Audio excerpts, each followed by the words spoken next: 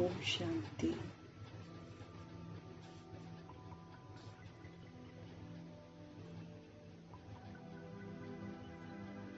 शिव बाबा हम आत्माओं के पिता सदा खुश रहते हैं, इसलिए कहते हैं कि उन्हें वो बच्चे बहुत अच्छे लगते हैं जो खुश रहते हैं और खुशियां बांटते हैं।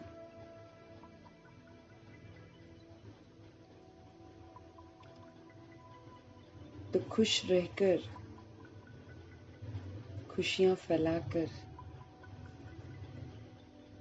हम आत्माओं को ये सबूत देना है कि हम शिव पिता परमात्मा के बच्चे हैं।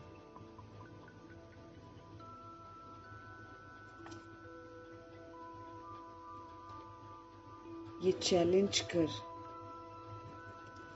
मीठे परमपिता परमात्मा हम आत्माओं को कहते हैं कि सदा खुश रहकर दिखाओ।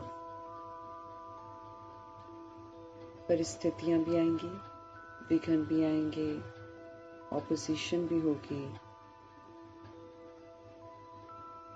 तरह तरह की मायावी परीक्षाएं होगी, लेकिन सदा खुश रहना।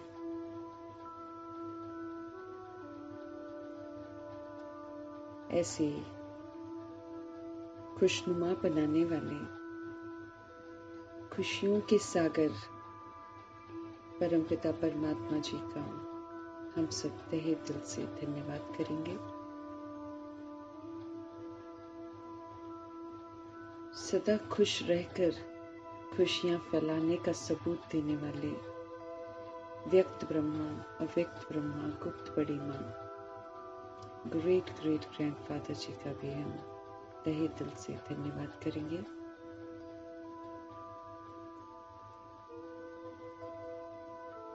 धन्यवाद करते हुए दोनों लाइट्स को हाजिर नाजिर करते हुए प्रभु जी के अनमोल महावाक्य हम सब उन्हीं से समझेंगे, समझते हुए ये समझ की शक्ति पूरे वायुमंडल में, तत्वों में, प्रकृति में, पूरे यूनिवर्स में फैले। ये दिल से दुआ करेंगे। प्रभु जी के अनमोल महावाक्यों की शक्ति उन आत्माओं तक पहुंचे जो इस समय पीड़ित हैं, घरों में, चाहे हॉस्पिटल में। उन तमाम आत्माओं तक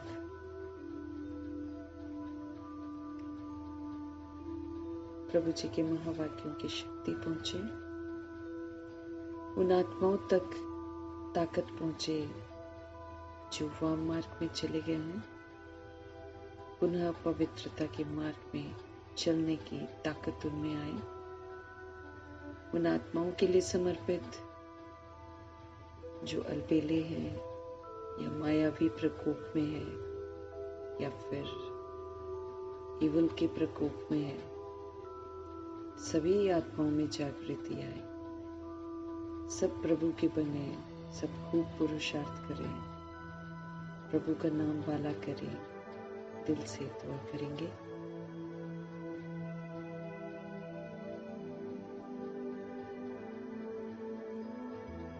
प्रभु जी के अनमोल महावाक्यों की शक्ति उन आत्माओं तक पहुंचे जो अपनी संस्था बनाकर बैठे हैं। समय समाप्ति के पहले सब प्रभु के बन जाएं।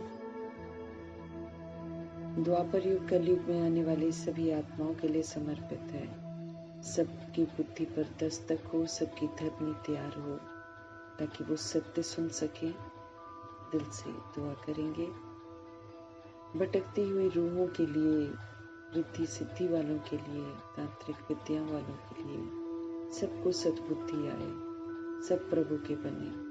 सब आत्माएं हैं इस समय विस्मृत होकर संस्कारों वश उल्टे काम कर रही हैं। अब सभी को ये समझ आए कि कौन से कर्म गंदे हैं, कौन से अच्छे हैं। इस विधि से वो भी बुराइयों को छोड़ पाए।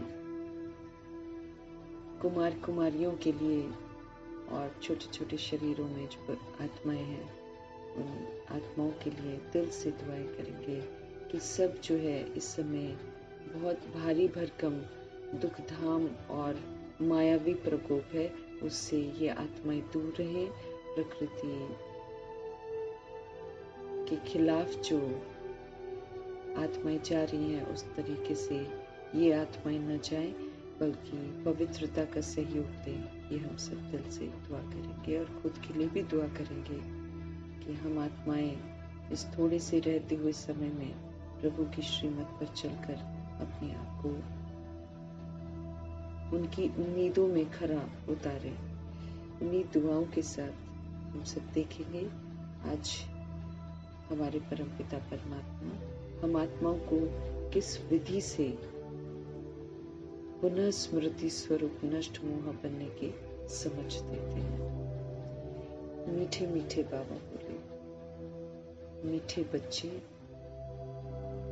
अपने को राज तिलक देने के लायक बनो।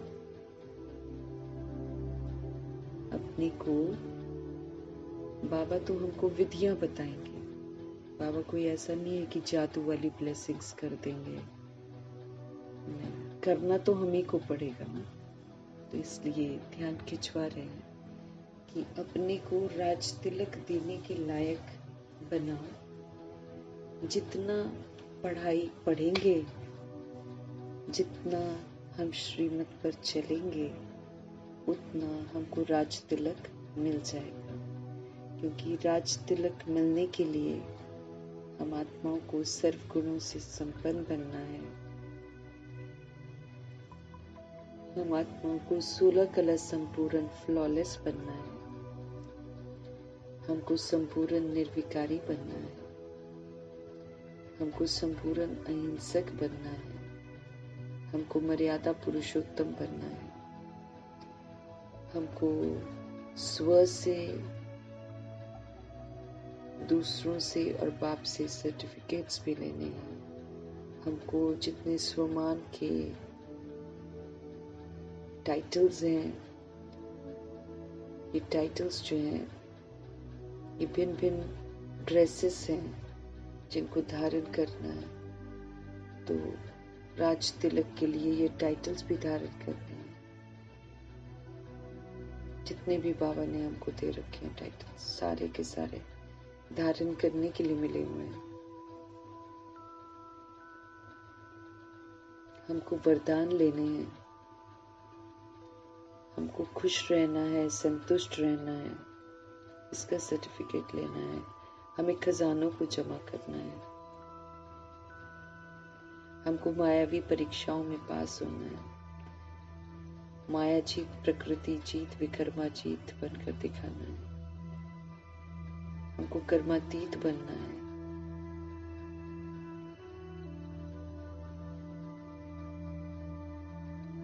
सर्व विकारों पर जीत प्राप्त करनी है। कुल मिलाकर बाबा जितना कुछ हम आत्माओं को श्रीमत दे रहे हैं, वो सारी की सारी श्रीमत धारण करने से ही राज तिलक मिलता है। सचखंड में जाना है तो सारे नाम रूप लेबल्स जितने भी हैं वो सारे मिटाने हैं, तब तो जा सकते हैं।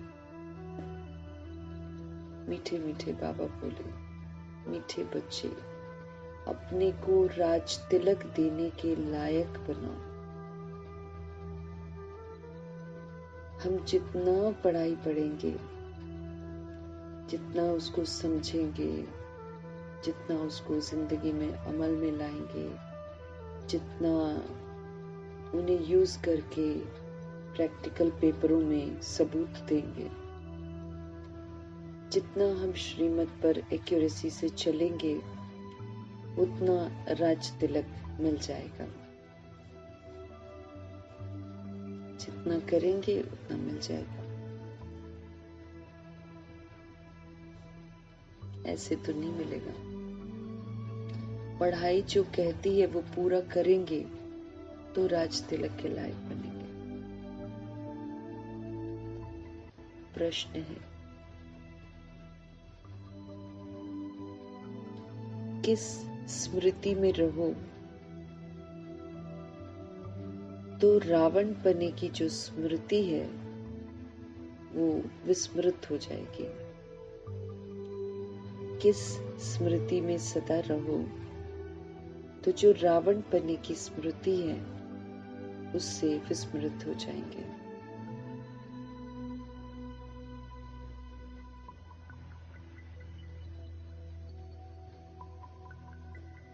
उत्तर है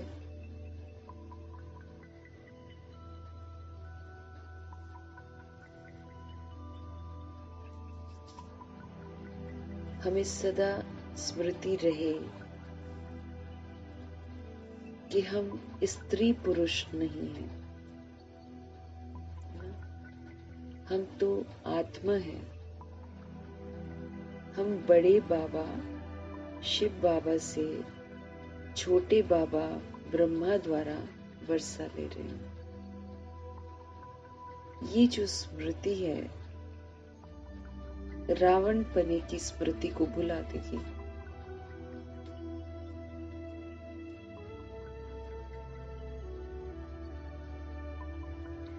जबकि स्मृति आई कि हम एक बाप के बच्चे हैं तो रावण पने की स्मृति समाप्त हो जाती है।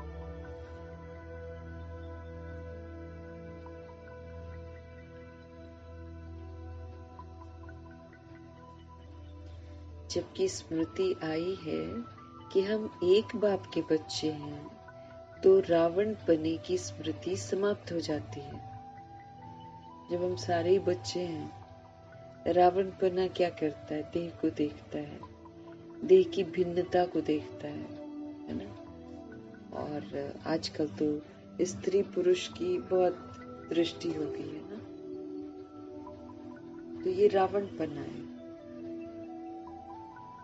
तो जब स्मृति आ जाती है कि हम तो एक ही बाप के बच्चे हैं और हम आत्माएं हैं, निराकार हैं, परम धाम की रहने वाली हैं, तो रावण पने की जो स्मृति है ये समाप्त हो जाती है।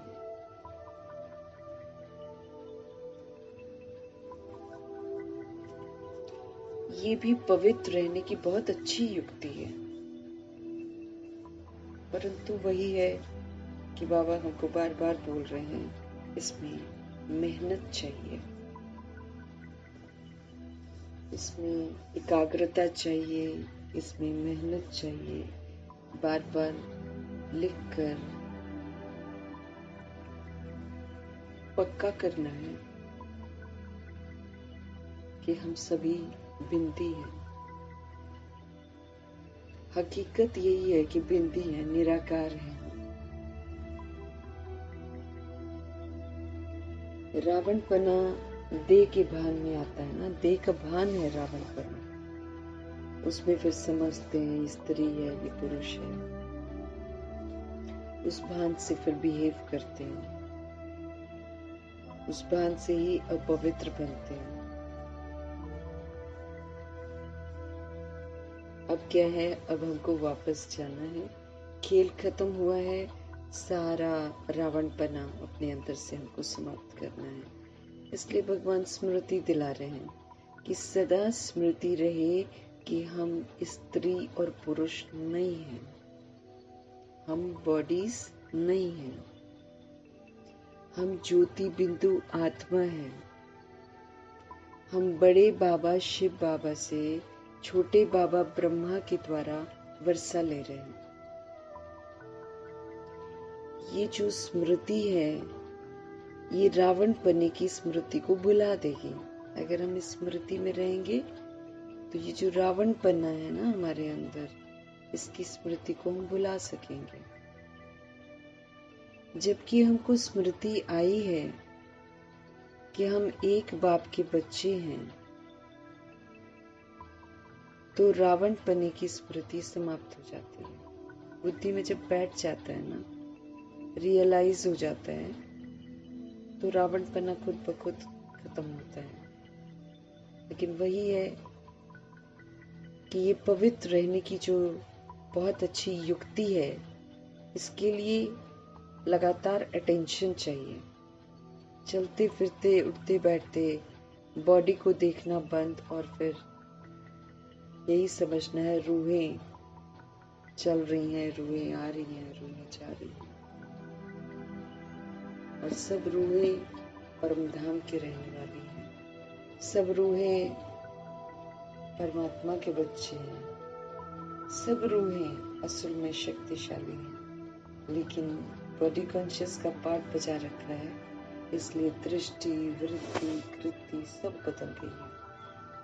इसीलिए चूंकि परम धाम की रहने वाली है ना, तो शक्ति तो है, इसलिए जब आत्मा में गंदी वृत्ति दृष्टि आती है ना, तो वो भी बड़ी भयंकर होती है। इसलिए एक दूसरे के रास्ते में विघ्न रूप भी बन जाते हैं। परंतु आत्मिक दृष्टि रखकर हमको सारा अपना जो दृष्टि है ना, वो क्लीन करनी है, क्योंकि ये दृष्टि हमारी क्लीन नहीं होगी तो हम परीक्षाओं को पार नहीं कर पाएंगे। कहीं ना कहीं हम प्रभाव में आ जाएंगे, और कहीं ना कहीं या नफरत या ईर्ष्या, द्वेष, या फिर आकर्षण, विकार, अपवित्रता, इसकी आत्माएं शिकार हो जाती है, स्त्री पुरुष का भान होने की वजह से। फिर गीत कैसे लगाते हैं? गीतों में बस यही गीत होते हैं कि मेल फीमेल के पीछे है, या फीमेल में ये है, वो है, उसकी बॉडी के लुक्स, उसका बस इसी पर सबकी दृष्टि वृत्ति टिकी हुई है। इसलिए छोटे बड़े शरीर में जितनी भी सोल्स हैं, वो इस तरह की चीजों से आकर्षित हो जाती हैं, और फिर विकार में चली जाती हैं, और फिर उसके बाद असंतुष्ट होती हैं, क्योंकि फिर विकार में जाकर फिर ढूंढती हैं वो 7 गुणों का सुख कहाँ से मिलेगा।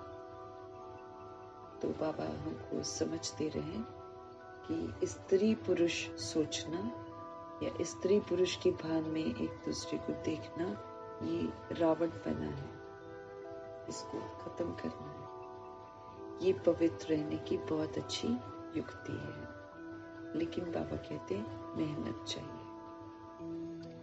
गीत है तुम्हें पाके हमने जहां पा लिया है। भगवान को पाकर वाकई इंसान जहां पा लेते हैं, जमीन भी मिलती है तो आसमान भी मिल जाता है। तो गीत के जो वर्डिंग्स हैं वो यूं तो स्त्री पुरुष वाले हो गए हैं, लेकिन असल में ये फिट बैठते हैं शिव पिता परमात्मा पर, कि उनको पाकर हर आत्मा जो है सब कुछ पा लेती है।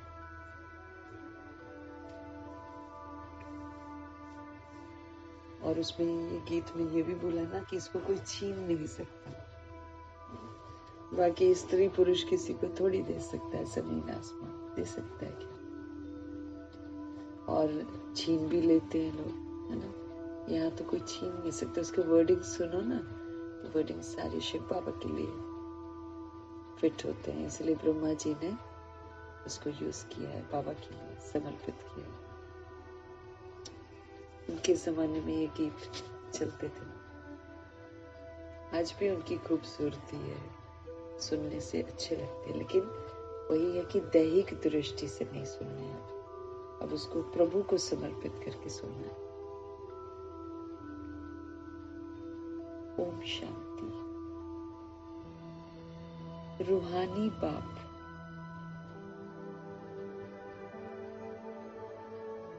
बैठ रूहानी बच्चों को समझाते हैं, देखो सब तिलक जो है यहाँ भ्रिकुटी में देते हैं। आजकल राधे राधे वाले और कृष्ण वाले कैसे कैसे टीके लगवा रहे हैं ना, यू शेप में पूरा फोरहेड, वो उतना लंबा फोरहेड जितना लंबा यू शेप का, लगा रहे हैं, तिलक लगाते हैं। कहाँ लगाते हैं? भ्रिकुटी में देते हैं। इस जगह एक तो आत्मा का निवास है, दूसरा फिर राज तिलक भी तो यहीं पर दिया जाता है, उसका एक ना महत्व है। इसीलिए कलयुग में सब लोग भ्रिकुटी के बीच में ही तिलक लगाते हैं, टीका लगाते हैं, बिंदी लगाते हैं। तो रूहानी बाप बैठ रूहों को समझाते हैं, देखो सब तिलक यहाँ पर भ्रिकुटी में देते हैं। इस जगह एक तो आत्मा का निवास है, आत्मा यहाँ पर रहती है, दूसरा फिर राज तिलक भी यहाँ पर ही दिया जाता है। ये आत्मा की निशानी तो है ही। अब आत्मा को बाप का वर्षा चाहिए, कहाँ का? स्वर्ग का। विश्व का राज्य तिलक चाहिए जो कि यहीं पर कमाना है।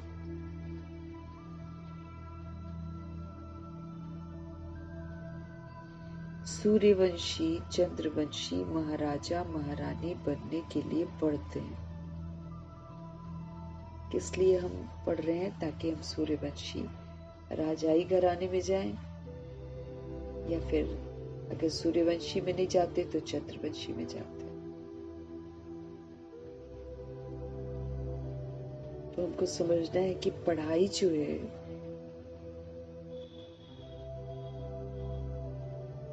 भगवान की तरफ से तो ये सूर्यवंशी बनने की पढ़ाई है, लेकिन फिर कहीं हार जीत करते हैं तो फिर चंद्रवंशी बनते हैं। हमें अपने लिए अपने को खुद ही राज तिलक देना है, बाबा कहते हैं। ये यहाँ की विधि है। अपने को मतलब कोई पार्शलिटी नहीं ना कि उसको मिला नहीं, हम खुद ही जिम्मेवार हैं इसके लिए। तो बाबा कह रहे हैं अब आत्मा को बाप का वर्षा चाहिए, स्वर्ग का। विश्व का राज्य तिलक चाहिए, सूर्यवंशी चंद्रवंशी महाराजा महारानी बनने के लिए पढ़ते हैं। ये पढ़ना गोया अपने लिए अपने को ही हम राज तिलक देते हैं। ये कोई पढ़कर हम किसी और पर कोई एहसान थोड़ी करते हैं, हम खुद के लिए पढ़ रहे हैं और इसी के आधार से हम अपने को क्या देते हैं? राज तिलक देते हैं। तुम यहाँ पर आए ही हो पढ़ने के लिए।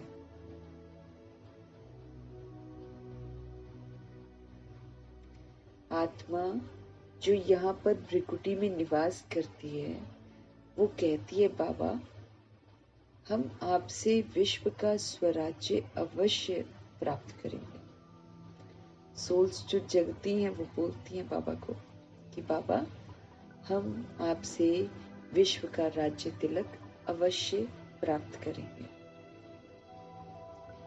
अपने लिए हर एक को अपना पुरुषार्थ करना है, अपने लिए हर आत्मा को अपना पुरुषार्थ करना है। कहते हैं बाबा हम ऐसे सपूत बनकर दिखाएंगे। जिनको इंटरेस्ट आ जाता है कि हमको राज तिलक लेना है, वो फिर बाबा को बोलते हैं कि हम आपसे विश्व का स्वराज्य अवश्य प्राप्त करेंगे। अपने लिए कहते हैं कि हम ऐसा सपूत बनकर दिखाएंगे, क्योंकि सपूत बनना है ना। जो बाबा कहते हैं उसका सबूत जो देता है वो बहादुर है, वो सपूत है, लायक है। आप हमारी चलन को देखते रहना कि कैसे चलते हैं। बाबा कहते हैं आप हमारी चलन को देखते रहना कि हम कैसे चलते हैं। आप भी जान सकते हो हम अपने को राज तिलक देने लायक बने हैं या नहीं बने हैं। बाबा कह रहे हैं आप भी जान सकते हो हम अपने को राज तिलक देने लायक बने हैं या नहीं बने हैं। तुम बच्चों को बाप का सपूत बनकर दिखाना है, ये हमको अवसर मिला है ना। बाबा हमको याद दिला रहे हैं कि तुम बच्चों को बाप का सपूत बनकर दिखाना है। बाबा हम आपका नाम जरूर पाला करेंगे,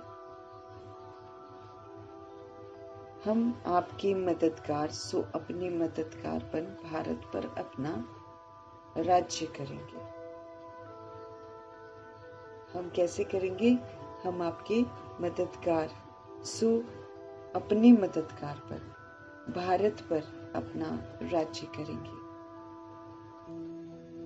भारतवासी कहते हैं ना हमारा राज्य है, परंतु उन बेचारों को पता नहीं है कि अभी हम विषय वैतरणी नदी में पड़े हुए हैं।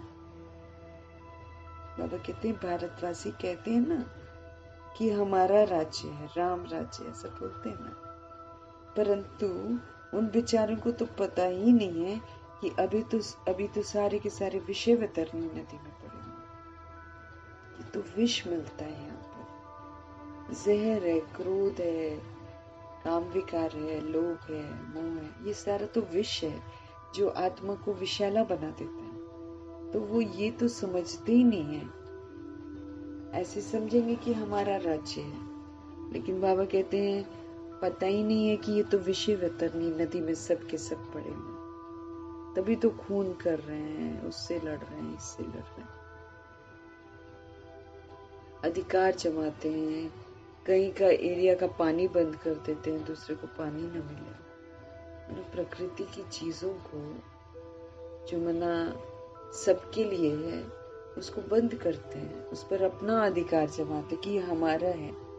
अब भारत के टुकड़े टुकड़े करके ये हमारा टुकड़ा है, वो हमारा टुकड़ा है, ऐसे करते हैं। आत्माएं ऊपर से जो आई हैं देह अभिमान में यहाँ पर एक दूसरे के साथ झगड़ा करते हैं।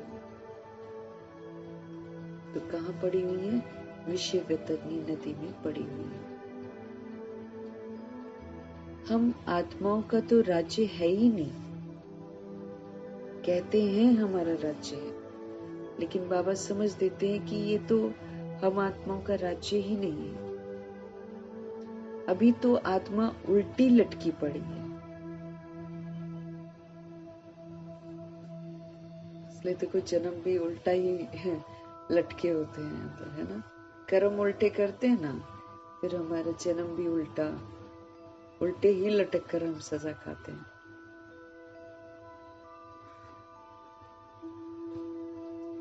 अभी तो आत्मा उल्टी लटकी पड़ी है, अपने को आत्मा समझती नहीं है, अपने को शरीर समझती है, इसीलिए उल्टी लटकी पड़ी है। खाने को भी नहीं मिलता है।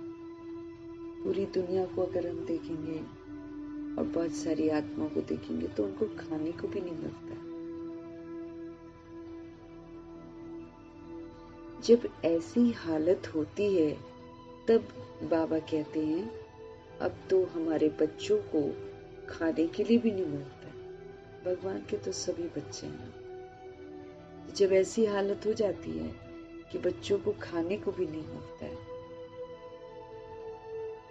तब शिव पिता परमात्मा आकर राजयोग सिखलाते हैं।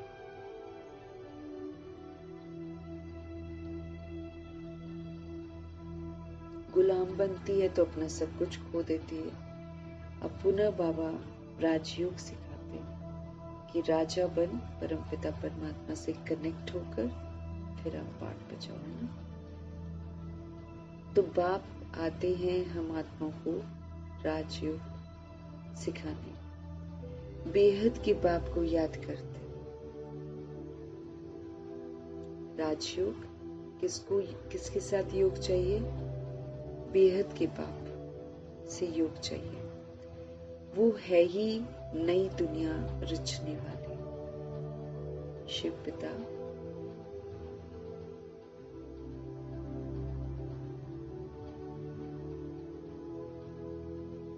बाबा कहते हैं, बाप आते हैं राजयोग सिखाने, बेहद के बाप को याद करते हैं। वो है ही नई दुनिया रचने वाले। शिव पिता परमात्मा हमको नई स्मृतियां दिलाते हैं, नई विधियां बताते हैं, युक्तियां बताते हैं। तो हम उनको याद करते हैं और वही नई दुनिया रचने वाले हैं।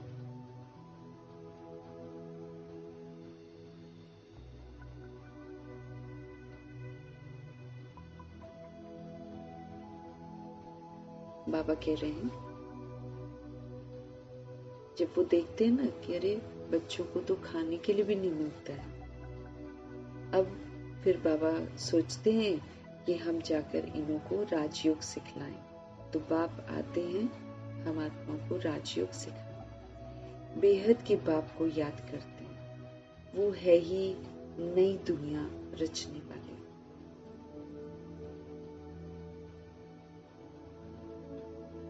बाप पतित पावन भी हैं, बाप हमारे ज्ञान सागर भी हैं।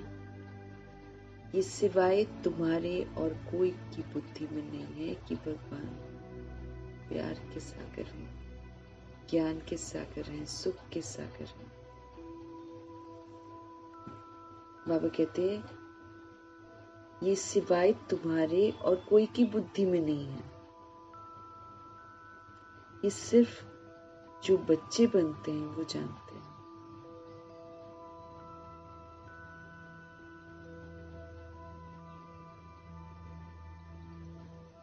तो ये सिर्फ तुम बच्चे जानते हो। बरोबर हमारा बाबा ज्ञान का सागर, सुखों का सागर, ये महिमा फिर पक्की हम याद कर लो। बाबा कहते हैं ये महिमा जो प्रभु जी की है, इसको पक्की तरह से याद कर लो, इसको भूलो मत। अब वो ज्ञान का सागर है, सुख का सागर है, शांति का सागर है, प्रेम का सागर है। ऐसा वो सागर है। सागर हम आत्माओं को अब स्वरूप बनाने के लिए आए हैं। तो उनसे ज्ञान, गुण, शक्तियां, सुख, शांति प्राप्त करके हमको उन गुणों का स्वरूप बनना है। ये महिमा पक्की याद कर लो, इसको भूलो नहीं। बाबा कहते हैं ये महिमा पक्की याद कर लो, इसको भूलो नहीं। बाप की महिमा है ना, वो बाप पुनर्जन्म रहित है। हम पुनर्जन्म लेते हैं, वो पुनर्जन्म नहीं लेते। कृष्ण की महिमा वो बिल्कुल न्यारी है। अब भगवान की महिमा अलग है। प्राइम मिनिस्टर, प्रेसिडेंट की महिमा तो अलग अलग होती है ना। बाप कहते हैं मुझे भी इस ड्रामा में ऊंच से ऊंच पार्ट मिला हुआ है। बाप कहते हैं मुझे भी इस ड्रामा में ऊंच से ऊंच पार्ट मिला हुआ है। जो कोई नहीं कर सकता है वो फिर भगवान आकर करते हैं। माना जो कोई नहीं कर सकता और जो बहुत जरूरी है सृष्टि के लिए, वो प्रभु जी आकर करते हैं। तो भगवान जी का पार्ट तो ऊंचे से ऊंचा है। ड्रामा में एक्टर्स को मालूम होना चाहिए ना कि ये बेहद का ड्रामा है, इनकी आयु इतनी है। पता होना चाहिए ना ये ड्रामा कैसे चलता है। तो ड्रामा में जो एक्टर्स हैं उनको मालूम होना चाहिए कि ये बेहद का ड्रामा है, इनकी आयु कितनी है। अगर नहीं जानते हैं तो उनको बेसमझ कहेंगे। जो नहीं जानते हैं ना उनको क्या कहेंगे? बेसमझ। परंतु ये कोई समझते थोड़ी है कि हम बेसमझ हैं। अगर हम एक्ट कर रहे हैं ड्रामा में तो हमको मालूम होना चाहिए ना, ड्रामा के बारे में हमको मालूम होना चाहिए कि कितनी आयु है, कब चलता है। मालूम होता है ना ड्रामा के एक्टर्स को। अगर नहीं जानते हैं तो फिर दुनिया में भी अगर कोई ड्रामा होता है और नहीं जानते तो फिर उसको क्या कहते हैं? बेसमझ कहते हैं। परंतु ये कोई समझते थोड़ी है कि हम बेसमझ हैं। ये समझते तो नहीं, बोलेंगे तो लड़ेगा कोई।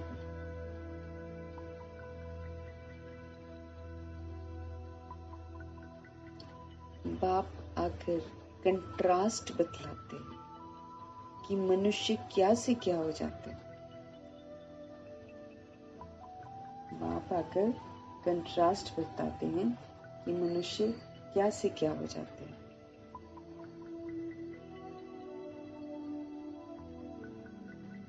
अभी तुम बच्चे समझ सकते हो, मनुष्यों को बिल्कुल पता नहीं है कि 84 जन्म कैसे लिए जाते हैं।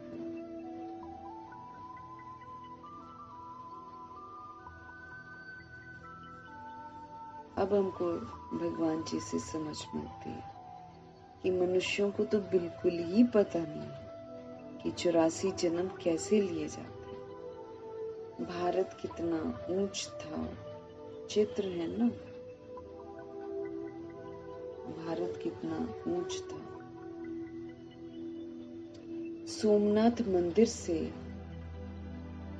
कितना धन लूट कर ले गए। कितना धन था जो ब्रह्मा जी ने लगाया था, सोमनाथ का मंदिर बनाया था, धन खूब लगाया था। अभी तुम बच्चे यहाँ बेहद के बाप से मिलने के लिए आए हो। हम बाबा के पास आए हैं अपने बेहद के पिता को मिलने, सभी आत्माओं के पिता को मिलने, जो सागर है एकदम, सब कुछ है उनके पास ना, सारे विशेषताओं के वो सागर है। जो एक रूह को चाहिए उसके सागर है।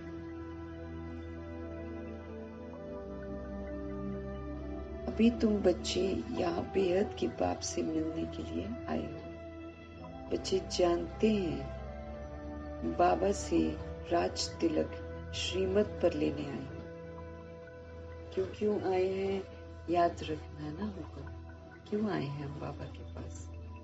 तो आज फिर एक रीजन बता रहे हैं कि तुम राज तिलक लेने के लिए आए हो।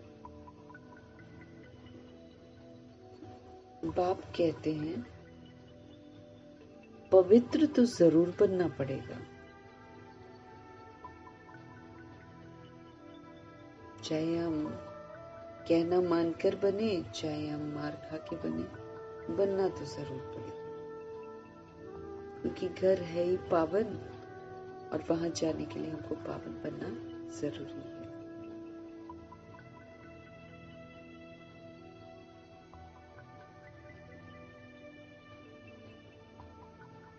बाबा से राज तिलक श्रीमत पर लेने आए हैं। बाप कहते हैं पवित्र जरूर बनना पड़ेगा। जन्म जन्मांतर विषय वैतरणी नदी में गोते खाकर थके नहीं हो। पूछ रहे भगवान हमसे। जन्म जन्मांतर हम कलयुग को लेकर चलेंगे 42 जन्म। द्वापर में तो धीरे धीरे गिरते हैं, शुरुआत तो हो जाती है।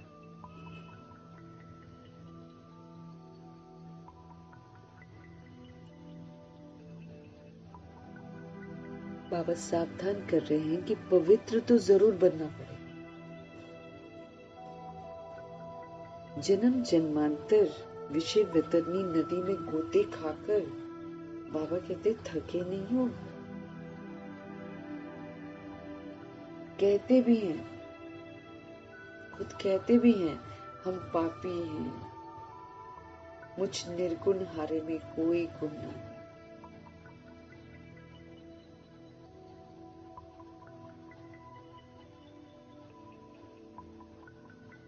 बाबा कहते भी हैं कि हम पापी हैं, मुझ निर्गुण हारे में कोई गुण नहीं। तो बाबा कहते जरूर कभी गुण थे जो अब नहीं है, कभी हमारे में थे जो अब नहीं है। तभी कहते हैं मुझ निर्गुण हारे में कोई गुण नहीं। अभी तुम समझ गए हो, हम विश्व के मालिक सर्व गुण संपन्न थे। भी तुम जान गए हो,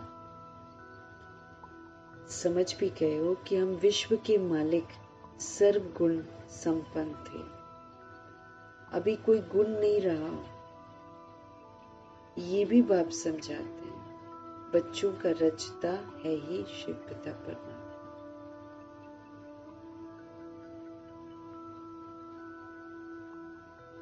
अभी कोई गुण नहीं रहा है, ये भी बाप समझाते हैं। बाबा जब समझ देते हैं तो समझ जाते हैं कि कभी विश्व के मालिक थे, सर्वगुण संपन्न थे, लेकिन अभी कोई गुण नहीं रहा है। क्योंकि गुण तो बाबा दैवी गुणों को बोलते हैं, 7 गुणों को गुण बोलते हैं। अब आज के गुणों को गुण थोड़ी बोलते हैं बाबा, वो गुण नहीं है बाबा कहते हैं।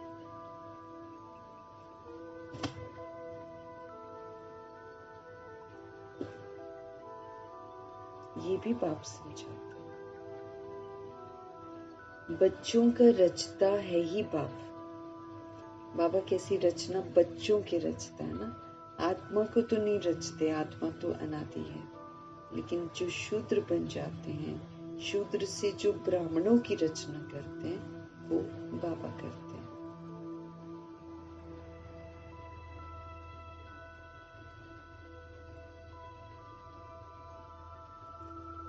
बाप समझाते हैं, बच्चों का रचता है ही बाप। तो बाप को ही तो तरस पड़ता है सभी बच्चों पर। बाप कहते हैं, मेरा भी ड्रामा में यही पाठ है। कितने तमो प्रधान बन गए। तो बाबा का पाठ है रचने का, शूद्रता से निकालकर ब्राह्मण बनाने का, फिर ब्राह्मण बनाकर फिर कैसे स्वर्ग के लायक बनाना है, कैसे घर जाने लायक बनाना है। ये भगवान की जो है ना लीला है जो चलती है इस समय। तो बाबा कहते मेरा भी ड्रामा में ये पार्ट है, सभी बच्चों पर तरस करना। कितने तमो प्रधान बन गए बच्चे, कितने तमो प्रधान बन जाते हैं। झूठ, पाप, झगड़ा, क्या क्या लगा पड़ा है।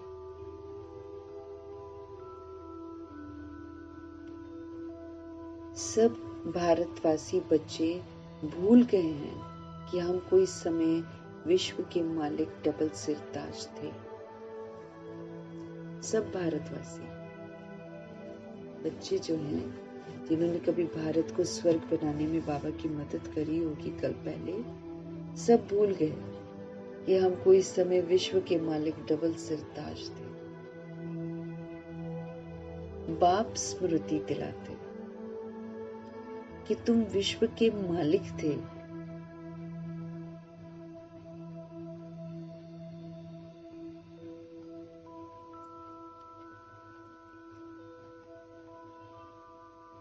तो सब भारतवासी बच्चे भूल गए हैं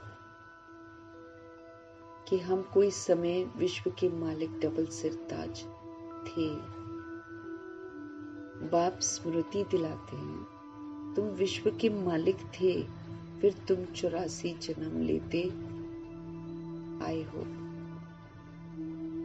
तुम अपने 84 जन्मों को भूल गए हो। वंडर है ना, 84 के बदले फिर 84 लाख जन्म लगा दिए। फिर कल्प की आयु भी तो लाखों वर्ष कहते थे।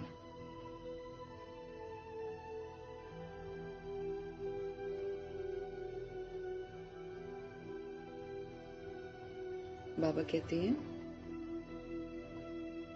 कि 84 के बदले 84 लाख जन्म लगा दिए।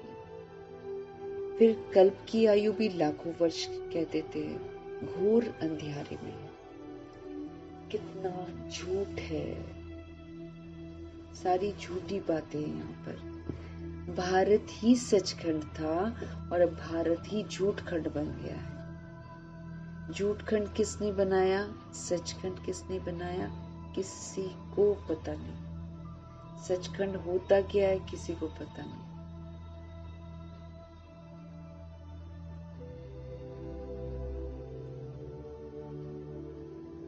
बाबा कह रहे हैं भारत ही झूठखंड है। झूठखंड फिर किसने बनाया और सचखंड किसने बनाया ये किसी को पता नहीं है। रावण को बिल्कुल जानते ही नहीं है कि रावण है कौन। बस एफिजी बनाते हैं, जलाते हैं और कहानी बना देते हैं रामायण की। उनको याद रखना है कि वाल्मीकि ने लिखी है ये रामायण की कथा। उनको मैंने इसमें जो कैरेक्टर्स हैं वो अभी मौजूद हैं। आत्माएं जो वैसी कैरेक्टर वाली है ना, वो मौजूद है यहाँ। तो कलयुग के अंत में इस तरह के कैरेक्टर्स हो जाएंगे। ये वाल्मीकि को अनुभव हुआ था, क्योंकि तब कर रहे थे ना राम राम मरा मरा मरा मरा कह के राम राम बोलते बोलते राम राम की धुनी जब लगा दी तो उनको दूर कलयुग जैसा दिखाई देता था, वैसा उन्होंने विवरण कर दिया।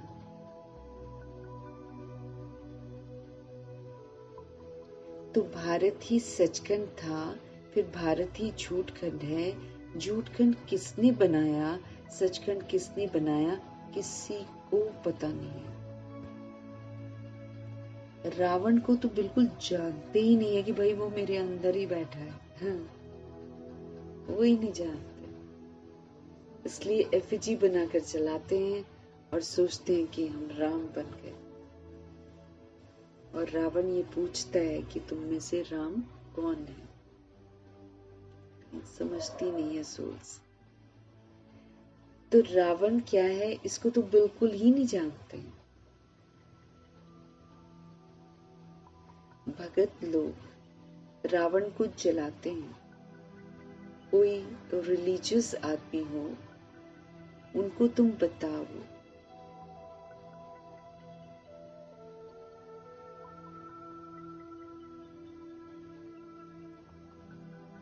बाबा कहते हैं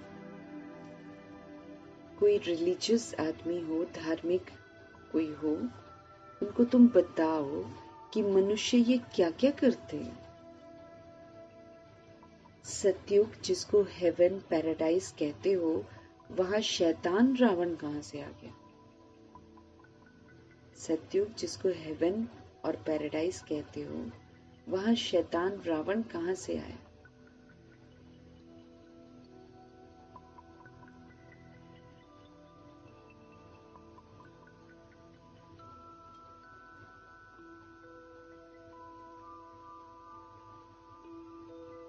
कोई रिलीजियस आदमी हो, उसको दिमाग में आएगा ना। उनको तुम बताओ कि मनुष्य ये क्या क्या करते हैं। सतयुग जिसको हेवन कहा जाता है, पैराडाइज का कहते हैं, वहां शैतान रावण कहां से आ गया। हेल के मनुष्य वहां हो कैसे सकते हैं, है ना। ये जो लड़ाई दिखा देते हैं, बाबा कहते कैसे हो सकते हैं वहां पर हेल के लोग।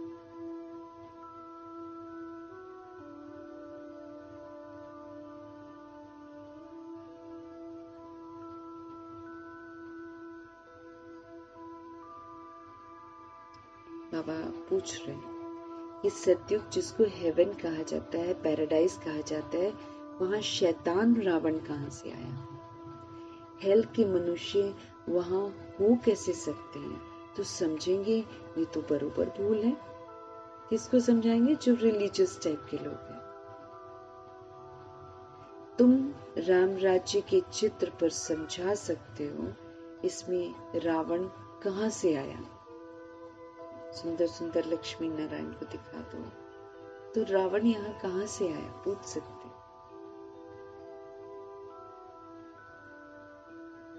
तो समझेंगे रिलीजियस बंदे कि हाँ ये तो बरोबर भूल है। तुम राम राज्य के चित्र पर समझा सकते हो इसमें रावण कहां से आया। तुम समझाते भी हो परंतु समझते ही नहीं।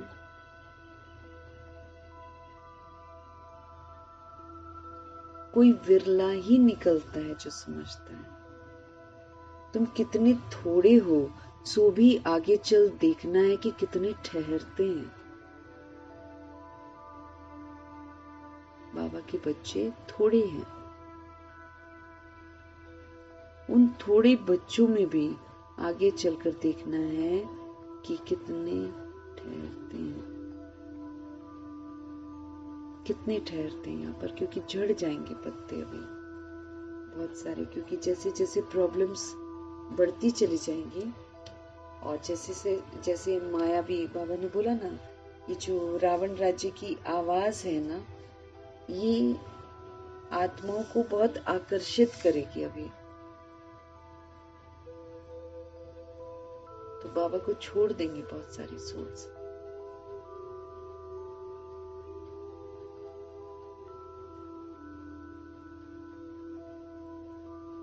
तो बाबा कहते हैं यहाँ कोई विरला ही निकलता है जो भगवान की बातों को समझता है। जो समझते हैं, बाबा कहते हैं, उसमें भी कितने थोड़े।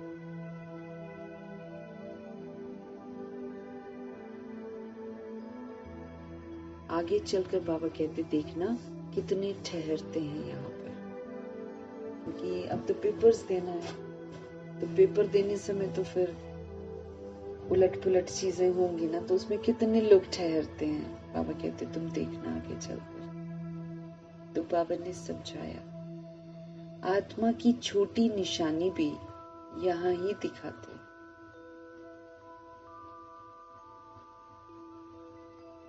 तो बाबा ने समझाया आत्मा की छोटी निशानी भी यहाँ ही दिखाते हैं। बड़ी निशानी है राज तिलक। अभी बाप आया हुआ है, अभी बाप आया हुआ है। अपने को बड़ा तिलक कैसे देना है, तुम स्वराज्य कैसे प्राप्त कर सकते हो, वो रास्ता बाबा हमको आकर बताते। तो बाबा ने समझाया है आत्मा की छोटी निशानी भी यहाँ ही दिखाते। कहाँ? ब्रिकुटी में। बड़ी निशानी राज तिलक। अभी बाप आया हुआ है।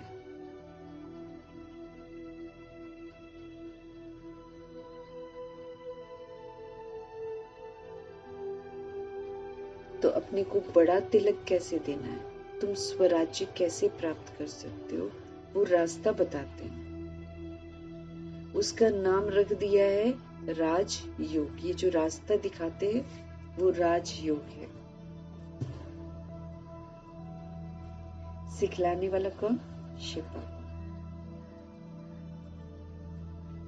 यहाँ पर संगम युग में समझ मिलने के बाद हमको राजा बनकर पाठ बजाना। बिना राजा बने तो आत्मा कुछ नहीं कर सकती। वो तो फिर मन बुद्धि संस्कार और कर्म इंद्रियां चलाती रहेंगी। वो तो गुलामी होगी है। हर तरह की गुलामी से बाहर निकलकर हमको राज तिलक दे। तो बाबा कहते हैं अपने को बड़ा तिलक कैसे देना है, तुम स्वराज्य कैसे प्राप्त कर सकते हो, वो रास्ता बताते हैं।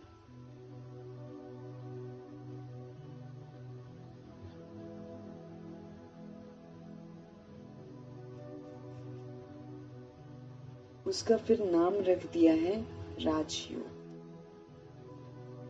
सिखलाने वाला है बाप। कौन सिखाता है? शिव बाबा सिखाते हैं। श्री कृष्ण थोड़ी बाप हो सकता है। सभी आत्माओं का बाप श्री कृष्ण थोड़ी हो सकता है। वो तो बच्चा है वैसे भी। फिर राधे के साथ जब स्वयंवर होता है तो फिर उनके नाम भी बदलते हैं।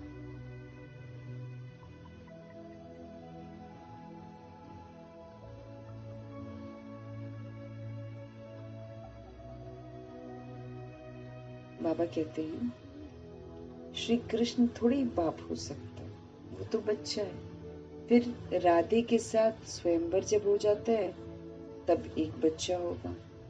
बाकी श्री कृष्ण को इतनी रानियां आदि दे दी हैं, ये तो सारा झूठ है। कृष्ण तो बच्चा है और जब वो बड़े होते हैं तो स्वयंवर होता है एक के साथ। अब शास्त्रों में लिख दिया कि उनकी कितनी सारी रानियां हैं। इसीलिए लोग अब वैसे बनने शुरू हो जाते हैं ना, बहुत सारे लोग एक को लाइक कर रहे हैं, ऐसा हो जाता है ना। तो कृष्ण को इतनी रानियां आदि दे दी हैं, ये तो मीठे बाबा कहते सारा झूठ है ना, परंतु ये भी ड्रामा में नूत है, ये जो झूठ है ये भी नूत है। ऐसी बातें फिर भी हम सुनेंगे। अभी तुम बच्चों की बुद्धि में है कि कैसे हम आत्माएं जो हैं ऊपर से आती हैं पाठ बजाने के लिए, एक शरीर छोड़कर हम दूसरा लेते हैं। ये तो बहुत सहज है ना समझना। बच्चा पैदा हुआ, उनको सिखलाते हैं ये बोलो ये बोलो।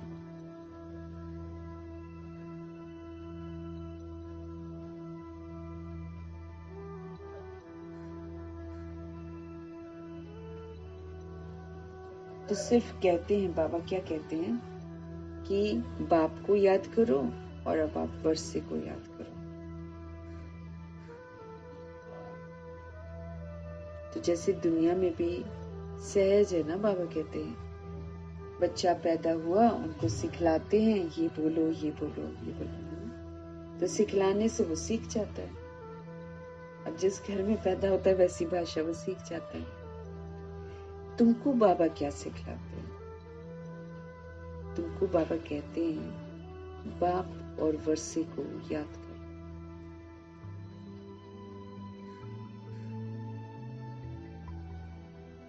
बाप और वर्षे को याद करो। तुम गाते भी हो,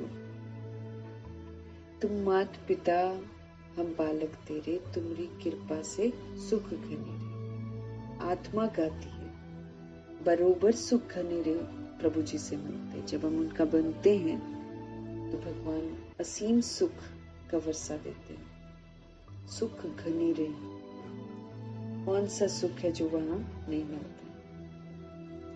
तुम बच्चे जानते हो शिव बाबा हमको पढ़ा रहे हैं। इस समय शिव बाबा सुप्रीम टीचर बनकर हमको पढ़ा रहे हैं। यहाँ तुम शिव बाबा के पास आए हो।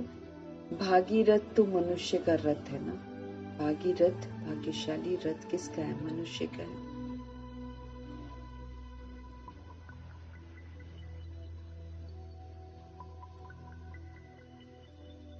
बाबा कहते हैं भागीरथ तो मनुष्य का रथ है ना, इसमें परमपिता परमात्मा विराजमान होते हैं।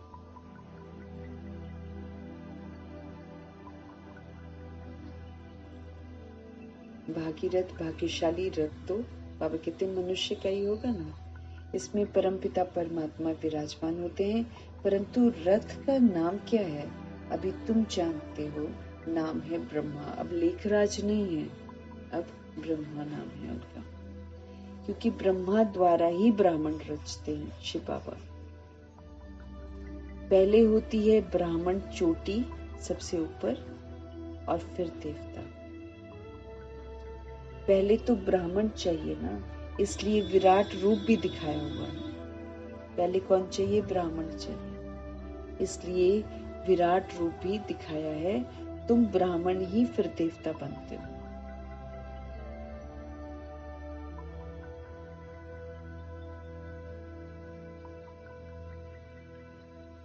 ब्रह्मा द्वारा ब्राह्मण रचते हैं बाबा, और पहले नाम ब्रह्मा रखते हैं और फिर नए ब्रह्मा से फिर ब्राह्मण रचते हैं। पहले होते ही है ब्राह्मण सबसे चोटी ऊपर, फिर पुरुषार्थ करके वो देवता बनते हैं। पहले तो ब्राह्मण चाहिए, इसलिए विराट रूप भी दिखाया है। तुम ब्राह्मण ही फिर देवता बनते हो। हमारे शिव बाबा बहुत अच्छी रीति समझाते हैं, फिर भी भूल जाते हैं। बाप कहते हैं बच्चे सदा स्मृति रखो कि हम स्त्री पुरुष नहीं हैं, हम आत्मा हैं। हम बड़े बाबा शिव बाबा से छोटे बाबा ब्रह्मा द्वारा वर्षा ले रहे हैं।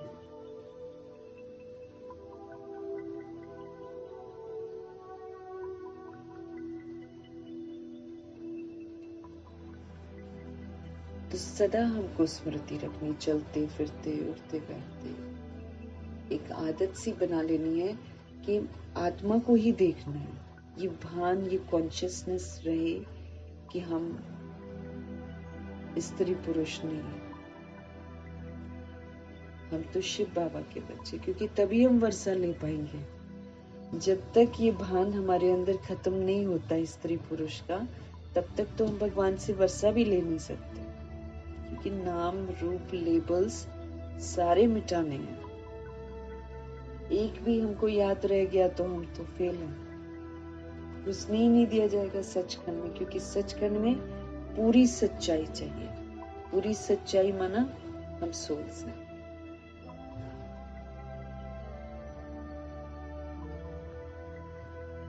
तो हम बड़े बाबा से छोटे बाबा के द्वारा वर्षा ले रहे हैं, तो रावण पने की स्मृति विस्मृत हो जाएगी। फिर हमारे अंदर से जो रावण पना है ना, वो खत्म हो जाएगा।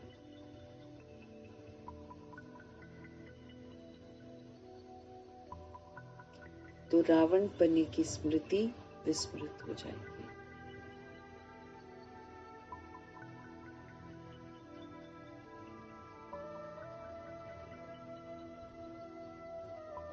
ना अगर बॉडी कॉन्शियस जैसे घर में भी सोचते ना, ये घर का सदस्य ये है, या किसी बच्चे को भी देखते हैं मेल है फीमेल है, ये भान नहीं होना, ये सारा रावण बना है। देश समझना ही रावण बना है। तो इसको मिटाएंगे, इसका बहुत समय तक सबूत देंगे, तब तो सचखंड में जाएंगे। ये रावण पने की स्मृति विस्मृत हो जाए, ये बाबा कहते ये प्योर होने की बड़ी अच्छी युक्ति है। बिंदी बिंदी क्या करेगी, स्त्री पुरुष का भान खत्म हो जाएगा, तो पवित्र रहने की ये तो सबसे अच्छी युक्ति है। बाबा कहते बाबा के पास बहुत जोड़े आते हैं ना, कपल्स जो होते हैं, दोनों ही कहते हैं बाबा, जबकि स्मृति आई है कि हम एक ही बाप के बच्चे हैं, तो फिर रावण पने की स्मृति विस्मृत हो जानी चाहिए ना। जब समझ मिल रही है कि हम सब निराकार आत्माएं हैं, हम निराकार परमपिता परमात्मा की संतानें हैं, तो बाबा कहते फिर ये रावण पना खत्म हो जाना चाहिए ना।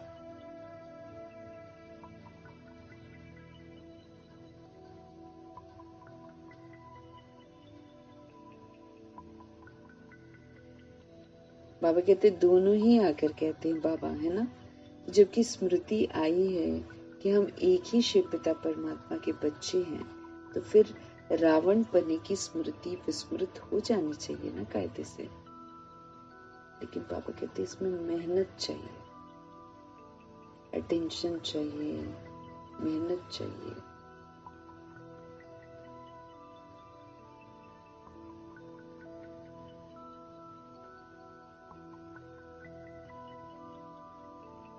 मेहनत बिगड़ तो कुछ चल ना सके, है ना। एम थोड़ी आसानी से मिट जाता है क्या, आसानी से नहीं मिटता, मेहनत तो करनी पड़ती है, वर्क हार्ड तो करना ही पड़ता है कि कैसे इस कॉन्शियसनेस को हम मिटाएं कि हम मेल फीमेल हैं। बाबा कहते मेहनत बिगड़ तो नहीं चल सकती।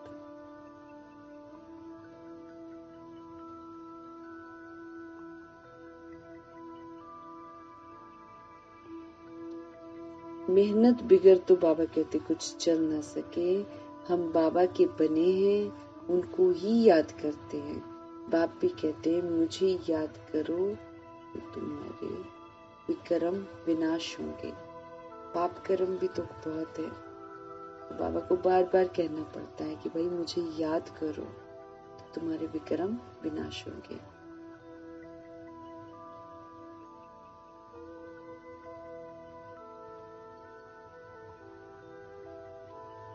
चौरासी जन्मों की कहानी बहुत इजी है, बाबा कहते हैं बिल्कुल सहज है। बाकी मेहनत है बाप को याद करने की। अब 84 जन्मों की कहानी जो बाबा सुनाते हैं 7 दिन में, जो सारा कोर्स होता है, वो तो बहुत इजी है। लेकिन ये जो बाद में पढ़ना है, फिर धारणा करनी है, योग्य बनना है इसमें।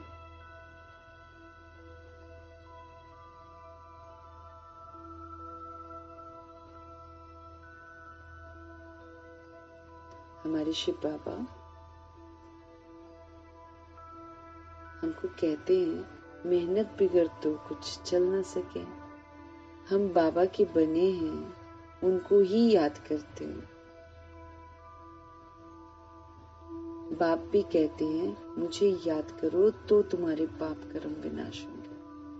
84 जन्मों की कहानी, ये भी बहुत इजी है बाबा कहते हैं। बाकी मेहनत तो भगवान को याद करने में है कि सब कुछ भूल जाए और एक शिव बाबा याद रहे।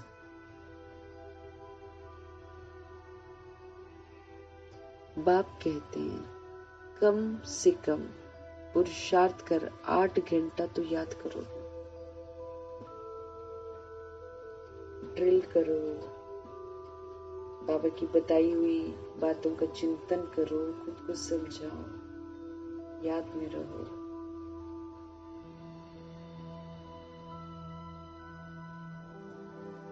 कम से कम पुरुषार्थ कर 8 घंटा तो याद करो। 1 घड़ी, आधी घड़ी, ऐसे करके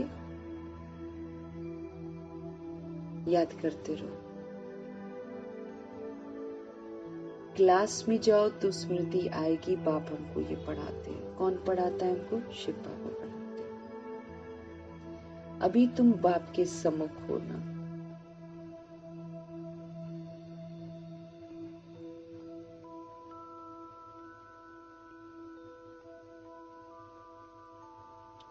बाबा कहते 1 घड़ी, आधी घड़ी, ऐसे ऐसे ना बार बार करके बाबा को याद करते रहो तो आदत पड़ जाएगी। क्लास में जाओ तो स्मृति आएगी कि भगवान हमको ये पढ़ाते हैं। अभी तुम बाप के सम्मुख हो ना। जब तक संगम युग है, हम प्रभु जी के सम्मुख हैं। बाप बच्चे बच्चे कह समझाते हैं, तुम बच्चे सुनते हो। बाप कहते हैं hear no evil, see no evil, think no evil, do no evil, speak no evil। देह को तो भूलना है, इसलिए देह को देखना नहीं है, देह के बारे में सोचना नहीं है, देह समझकर बोलना नहीं है।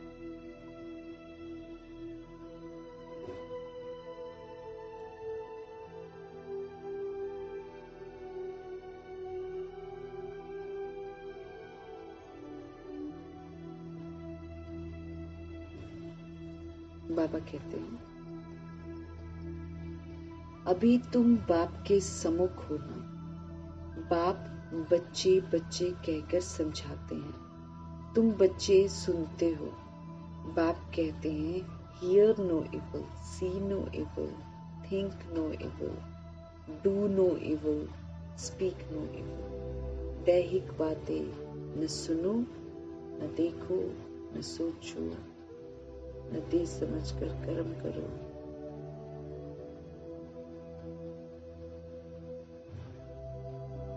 ये बाबा हमको बार बार मना करते है ना, इसी से हम खराब हो जाते हैं। इविल है ये वर्जित फल है हाँ, इसको देखकर एडम और ईव भी भटक जाते हैं। ये भी अभी की ही बात है। बाबा कहते वो तो दिखाते हैं ना गांधी जी का 3 बंधु, लेकिन अभी बाबा आकर हमको हर बात की समझ देते हैं।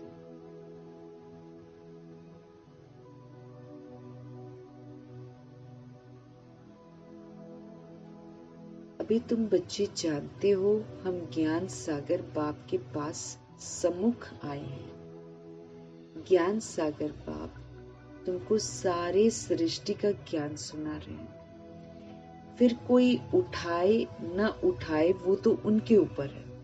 भगवान जी तो पूरा स्पष्ट करते हैं, लेकिन फिर जो सुनते हैं उनके ऊपर है। वो समझे न समझे, धारण करे न करे, वो तो हर आत्मा के अपने ऊपर है। बाप आकर अभी हमको ज्ञान दे रहे हैं, अभी हमको वो समझ दे रहे हैं।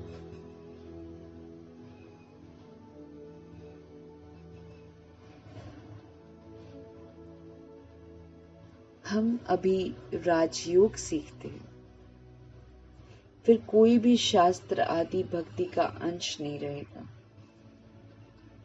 इसके बाद कोई भी भक्ति का अंश नहीं रहेगा।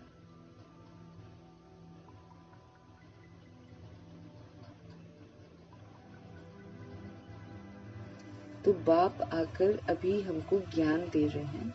हम अभी राजयोग सीखते हैं, फिर कोई भी शास्त्र आदि भक्ति का अंश नहीं रहेगा, कोई भी नहीं रहेगा।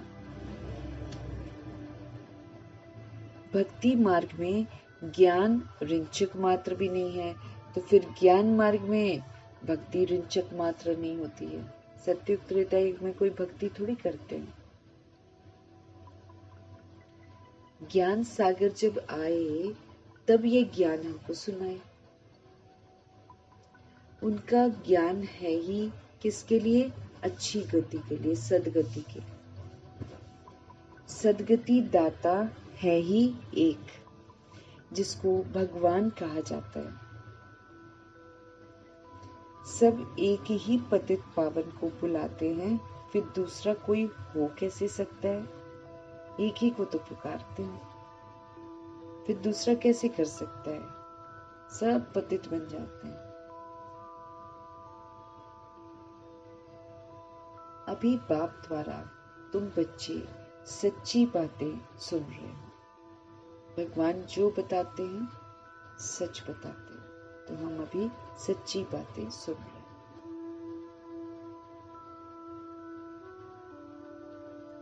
बाप ने सुनाया, बच्चे मैं तुमको कितना साहूकार बनाकर गया था। 5000 वर्ष की बात है, तुम डबल सिर ताज थे। रतन जड़ित ताज भी था, तो पवित्रता का ताज भी था।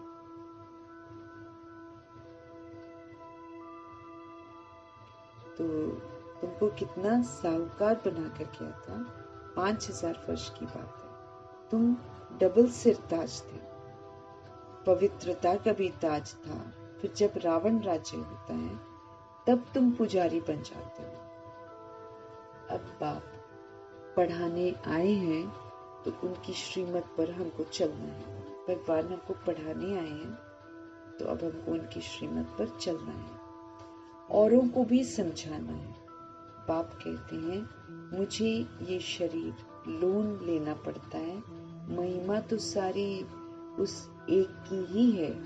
मैं तो उनका रथ हूँ, बैल नहीं हूँ। ब्रह्मा जी कह रहे हैं कि रथ हूँ मैं भगवान का, मैं बैल थोड़ी हूँ। क्योंकि बोलूं तो बैल दिखाते हैं, नंदीगण उसको बोल देते हैं। एक नंदीगण बाहर बिठाते हैं मंदिर के, और एक नंदीगण शिवलिंग के साथ भी रखते हैं।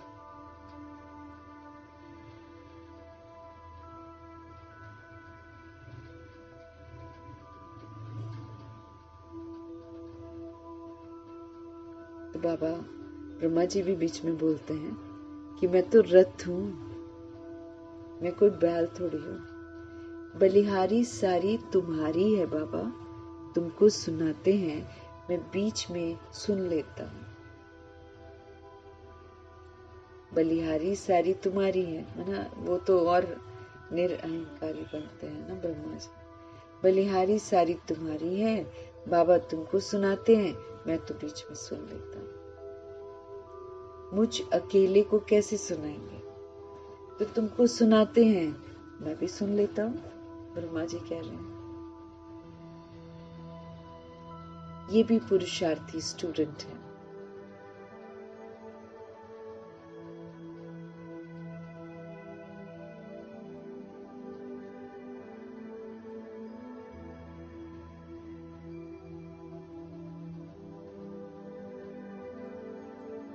तो बाबा कहते हैं मुझ अकेले को कैसे सुनाएंगे। ब्रह्मा जी कहते हैं तुमको सुनाते हैं, मैं भी सुन लेता हूँ। ये भी पुरुषार्थी स्टूडेंट है, तुम भी स्टूडेंट हो। ये भी पढ़ते हैं, ब्रह्मा जी भी पढ़ते हैं, हम भी पढ़ते हैं, बाप की याद में रहते हैं। कितनी खुशी में रहते हैं।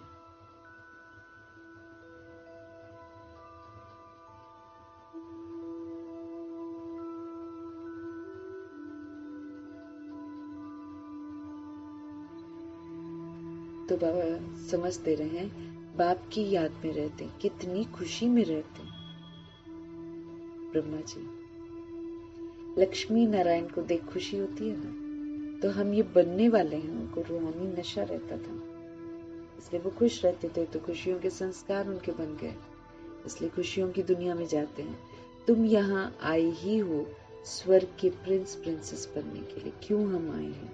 बाबा बार बार याद दिला रहे हैं हम लोग को, क्यों आए हो? प्रिंस प्रिंसेस बनने आए हो ना, तो फिर वैसे ही तो पढ़ाई पढ़नी चाहिए ना।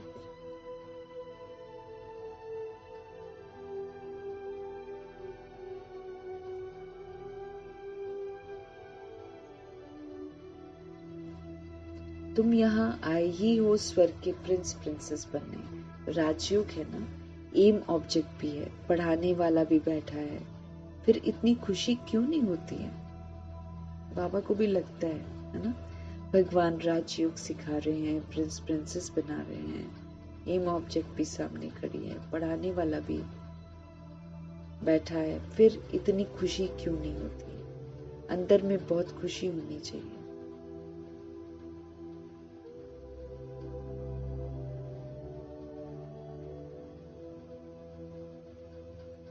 फिर इतनी खुशी क्यों नहीं होती है?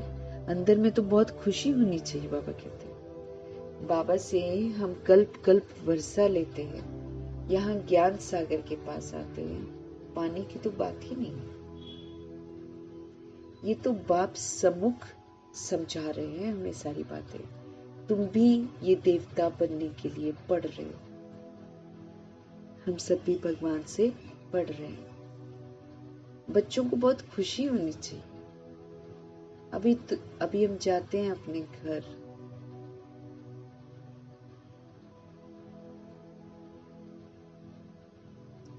तो बाबा कहते हैं, ये तो बाप सम्मुख समझा रहे हैं, तुम भी ये देवता बनने के लिए पढ़ रहे हो, तो बच्चों को तो बहुत खुशी होनी चाहिए कि अभी हम जाते हैं अपने घर। अब जो जितना पढ़ेंगे, घर जाने की भी तो खुशी होती है ना। बहुत लंबे अरसे तक हम यहाँ पर हैं, अभी घर वापस जाना है, तो खुशी होनी चाहिए।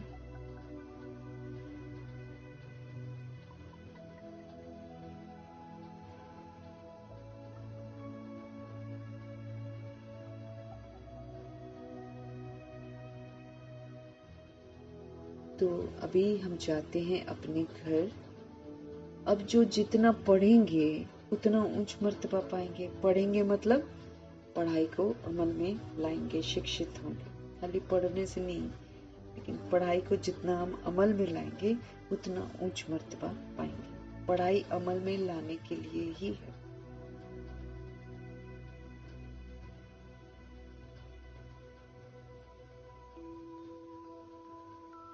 तो अब जो जितना पढ़ेंगे उतना ऊंच मर्तबा पाएंगे।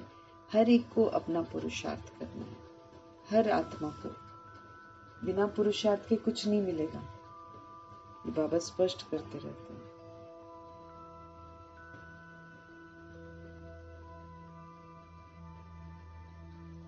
अब जो जितना पढ़ेंगे उतना उच्च मर्तबा पाएंगे। हर एक को अपना पुरुषार्थ करना चाहिए। बाबा कहते हैं हर सोल अपना अपना पुरुषार्थ करे। दिल होल यानी कि दिल शिकस्त मत बनो कि हम तो नहीं कर पाएंगे, पता नहीं क्या है, हमारे से तो हो नहीं रहा। दिल शिकस्त नहीं बनना, बहुत बड़ी लॉटरी है ये।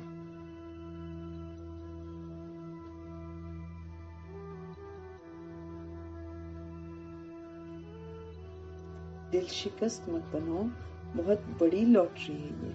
समझते हुए भी फिर आश्चर्यवत भागंती होकर पढ़ाई को छोड़ देते हो। बाबा कहते समझती भी है सोल्स, फिर भी आश्चर्यवत ना भागंती हो पढ़ाई को छोड़ देते हैं। कहीं पर आकर्षित हो जाते हैं, वही स्त्री पुरुष का भान आ जाता है, तो फिर भाग जाते हैं और पढ़ाई को छोड़ देते हैं। माया कितनी प्रबल है बाबा कहते हैं, माया भी इक्वली प्रबल है। इतनी ऊंची पढ़ाई पढ़ते पढ़ते या पढ़ने वालों को भी ऐसे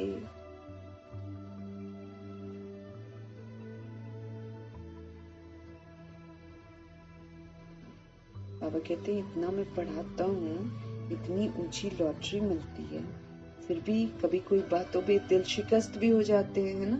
कभी कोई आपस में बात हो गई, उससे दिल शिकस्त हो जाते हैं, और समझते हुए भी बाबा को बड़ा आश्चर्य होता है कि फिर भागंती हो जाते हैं और पढ़ाई को छोड़ देते हैं। तो माया कितनी इस समय प्रबल है कि भगवान की बातों से भी आत्मा विस्मृत हो जाती है,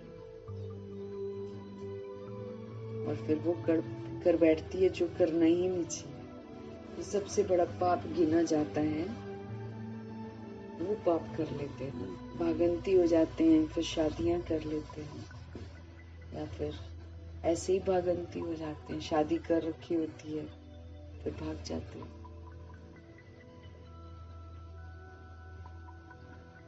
नाम मान शान नहीं मिलता तो भाग जाते हैं, कहीं पर किसी से लड़ाई हो जाती है तो भाग जाते हैं। तो माया कितनी इस समय प्रबल है कि भगवान से भी छुड़वाने की ताकत रखती है। अच्छा,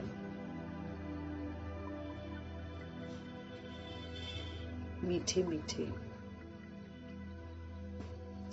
सिकिलते बच्चों प्रति माता पिता बाप दादा का याद प्यार भी और गुड मॉर्निंग भी। रूहानी बाप की रूहानी बच्चों को नमस्ते।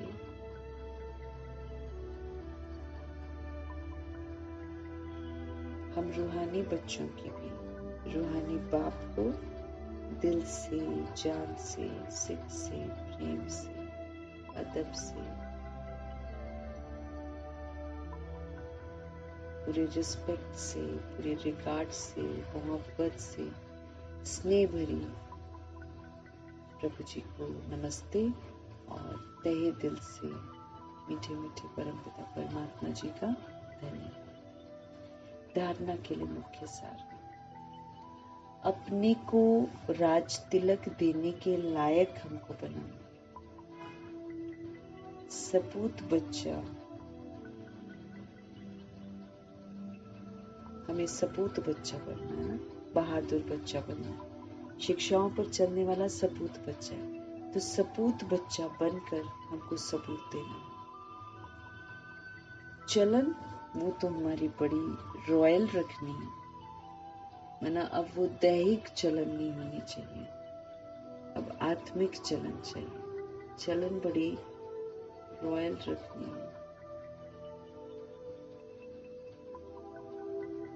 पहले वाली हरकतें नहीं करनी। बाप का पूरा पूरा हमको मददगार बनना है। जैसे जैसे बाबा बोलते जा रहे हैं वैसे वैसे करते जाएंगे, मना हम पूरे पूरे मददगार हैं।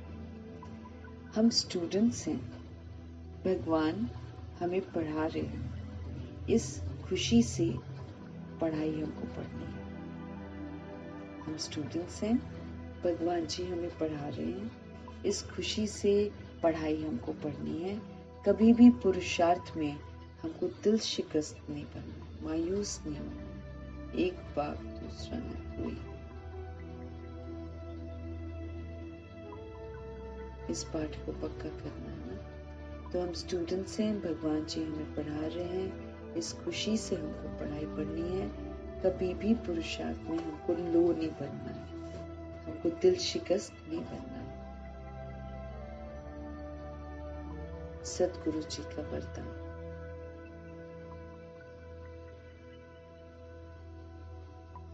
अपने अधिकार की शक्ति द्वारा त्रिमूर्ति रचना को सहयोगी बनाने वाले मास्टर रचता भव।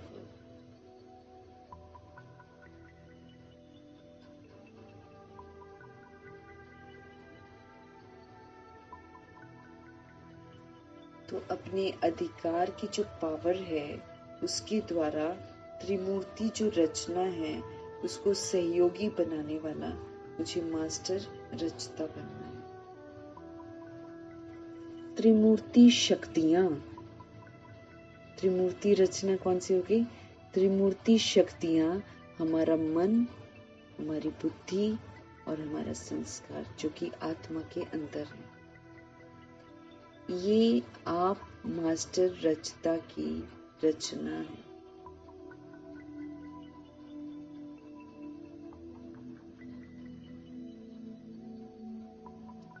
तो त्रिमूर्ति शक्तियां मन, बुद्धि और संस्कार, बाबा कहते ये आप मास्टर रचता की रचना है। इन्हें अपने अधिकार की शक्ति से सहयोगी बना। पावर ना मैं मालिक ना, राजा बनके मन, बुद्धि, संस्कार पर अपने अधिकार की पावर से उनको सहयोगी बनाओ। जैसे राजा जो होता है वो खुद कार्य नहीं करता है, लेकिन वो कार्य कराता है। करने वाले राज्य कारोबारी अलग होते हैं।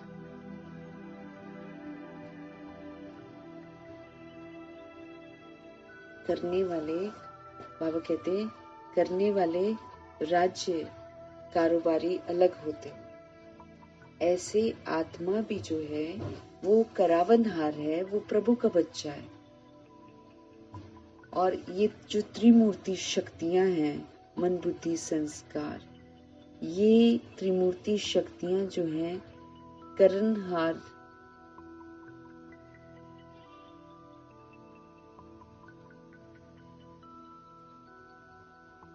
ऐसे आत्मा भी करावनहार है, करनहार, ये विशेष त्रिमूर्ति शक्तियां हैं। तो मास्टर रचता के वरदान को स्मृति में रखकर त्रिमूर्ति शक्तियों को और साकार कर्म इंद्रियों को सही रास्ते पर चलाओ। हमारे शिव बाबा क्या कह रहे हैं? आप बन जाओ मास्टर रचता। मास्टर रचता के वरदान को स्मृति में रख त्रिमूर्ति शक्तियों को और साकार कर्म इंद्रियों को सही रास्ते पर चला। अभी तो ये भटक गए, मन बुद्धि इधर उधर भटकाते रहते, 10 जगह दिमाग जाता है, मन भी आवारा हो जाता है, फिर संस्कार उसी प्रमाण गड़बड़ हो जाते हैं।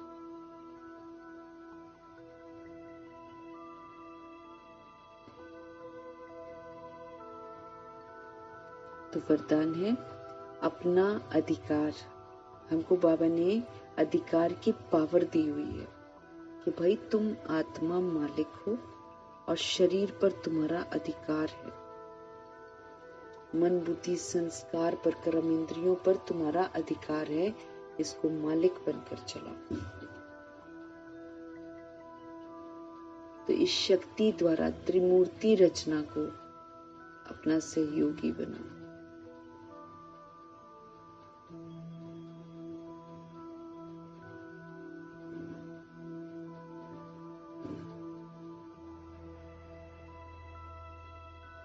तो त्रिमूर्ति शक्तियां मन, बुद्धि और संस्कार, ये मास्टर रचता की रचना है ना?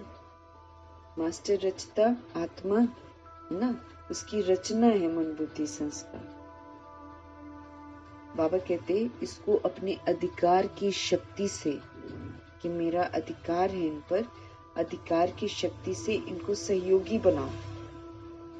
है ना? आप राइटियस मार्ग पर चल रहे हो तो मन बुद्धि को उस राइटियस मार्ग के लिए सहयोगी बनाओ। जैसे राजा जो है वो खुद तो कार्य नहीं करता है, लेकिन वो कार्य कराता है। करने वाले जो राज्य कारोबारी हैं वो तो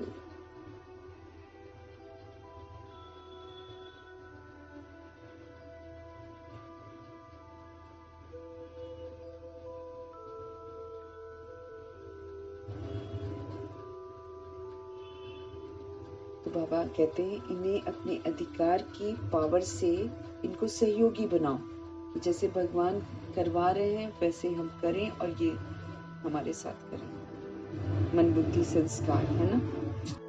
प्रभु जी कहते हैं कि जैसे राजा खुद तो कार्य नहीं करता है, राजगद्दी पर बैठा रहता है और सारे कार्य सबसे कराते हैं। करने वाले राज्य कारोबारी अलग होते हैं।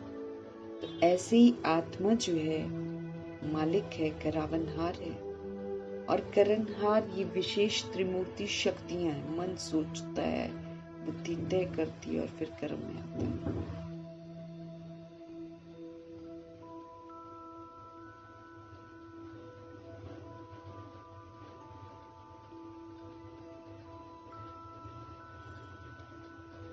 तो ऐसे आत्मा भी करावनहार है, करनहार ये विशेष त्रिमूर्ति शक्तियां हैं।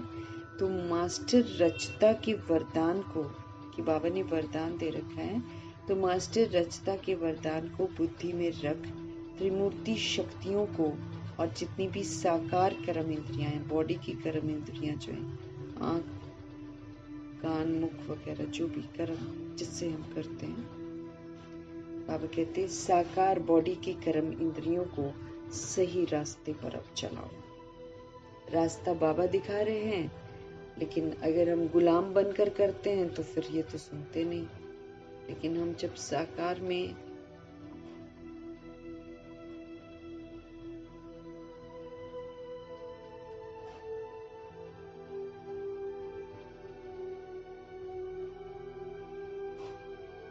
तो मालिक बनकर चलाना, तो यहाँ जब हम मालिक बनकर स्वराज्य अधिकारी बनकर रहेंगे तब भविष्य में भी राजाई घराने में जाएंगे। यहाँ पर हमको सबूत देना, मन बुद्धि को अब आवारा घूमने नहीं देना है, इसको राइटियस श्रीमत के अनुसार इसको चलाना।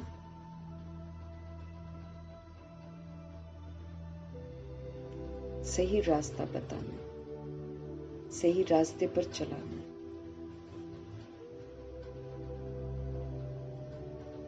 खाली त्रिमूर्ति शक्तियों को नहीं, अपनी कर्म इंद्रियों को भी मालिक बनकर चलाना। स्लोगन है, अव्यक्त पालना के वरदान का अधिकार लेने के लिए स्पष्टवादी बनो। अगर हम चाहते हैं कि हमको अव्यक्त पालना का वरदान मिल जाए ना, बाबा जैसे अव्यक्त है तो ये वाली पालना का हमको वरदान मिल जाए। जैसे कल बाबा बोल रहे थे कि अंतिम विनाश काल में भी प्रभु जी प्रीत की रीत निभाते हैं, किनके साथ? सच्चे सच्चे जो बच्चे बनते हैं उनका। तो अव्यक्त पालना मिलेगी आगे चलकर भी।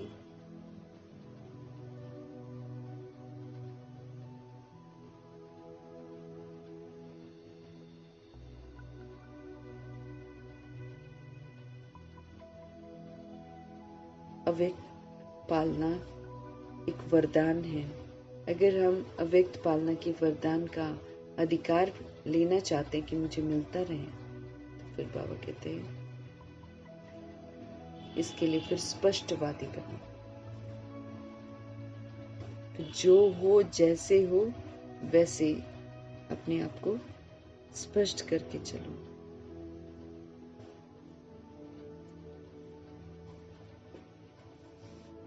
अब आते हैं अव्यक्त इशारे जो बाबा से हमको रोज मिलते हैं। रूहानी रॉयल्टी, रूह की रॉयल्टी ना, रूह फिर सुप्रीम रूह का बच्चा है, तो फिर जो दैहिक हरकतें हैं वो अब नहीं होनी चाहिए। तो बाबा हमको समझते रहे, रूहानी रॉयल्टी, रॉयल आत्मा, कोई कुछ दे तो हम दें, देना इन द सेंस बिहेवियर, कोई अच्छे से बात करे तो हम करें।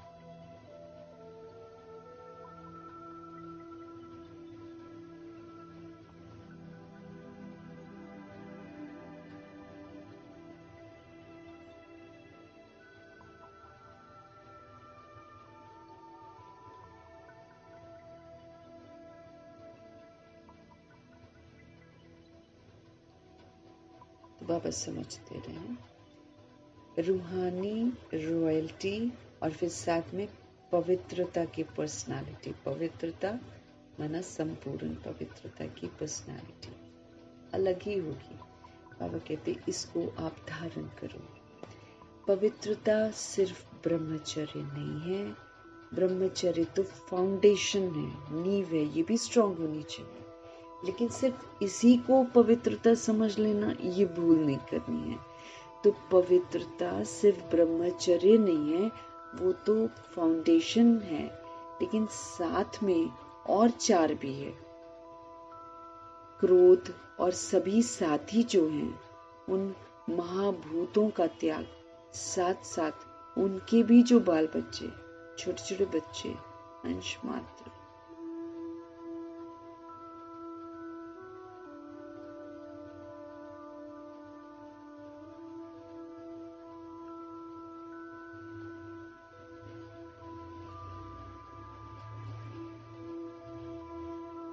तो क्रोध और सभी साथी ना, लोभ, मोह, अहंकार, इन महाभूतों का त्याग, साथ साथ उनके भी जो बाल बच्चे हैं ना, छोटे छोटे अंश मात्र, वंश मात्र हैं, उनका भी त्याग करो। आलस्य, सुस्ती, अलबेलापन, ईर्ष्या, द्वेष, ये बाल बच्चे हैं ना, उनका भी त्याग करो। तब कहेंगे प्योरिटी की रूहानी रॉयल्टी धारण की। रूह की रॉयल्टी ना, रूह कैसी है? जब हम बिंदी हैं तो काम विकार भी नहीं है, क्रोध भी नहीं है, लोभ भी नहीं है, मोह भी नहीं है। ये हमारा जो है रॉयल्टी है। ये दाता के बच्चे सदा दाता, लेकर देंगे नहीं, देने वाले रॉयल्टी।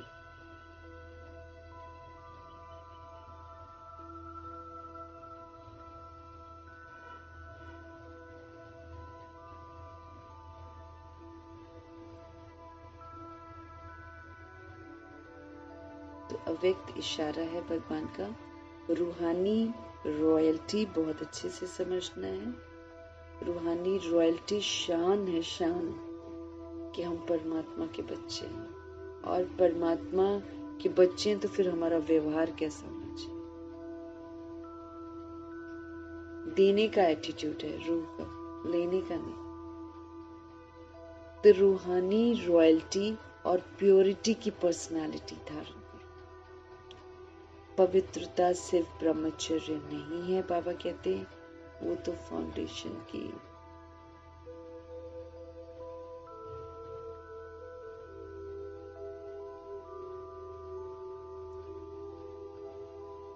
तो पवित्रता हमको अपने आप को समझाना है कि सिर्फ ब्रह्मचर्य को नहीं कहते पवित्रता, ये फाउंडेशन है, ये नींव है, लेकिन साथ में और चार भी चाहिए।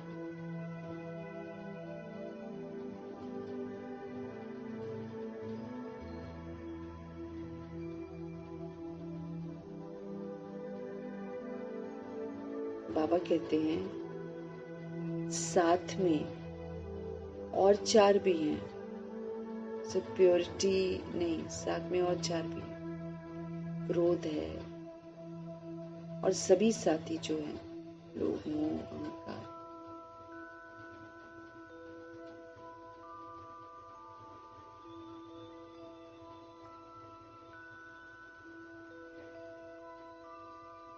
तो क्रोध और सभी साथी जो है ना, उन महाभूतों को भी त्याग करना है। साथ साथ उनके भी जो बाल बच्चे हैं, छोटे छोटे अंश मात्र, वंश मात्र,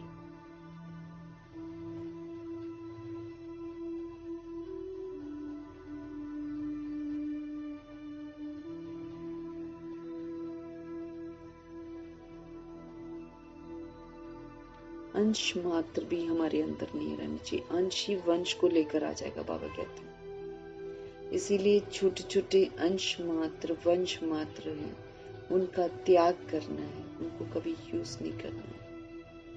तब कहेंगे प्योरिटी की रूहानी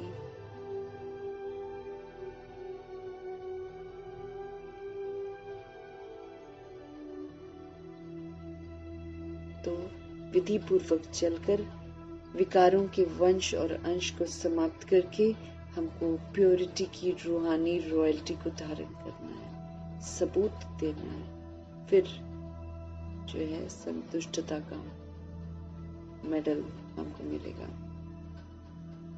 हमको सदा रूहानी रॉयल्टी में रहना है।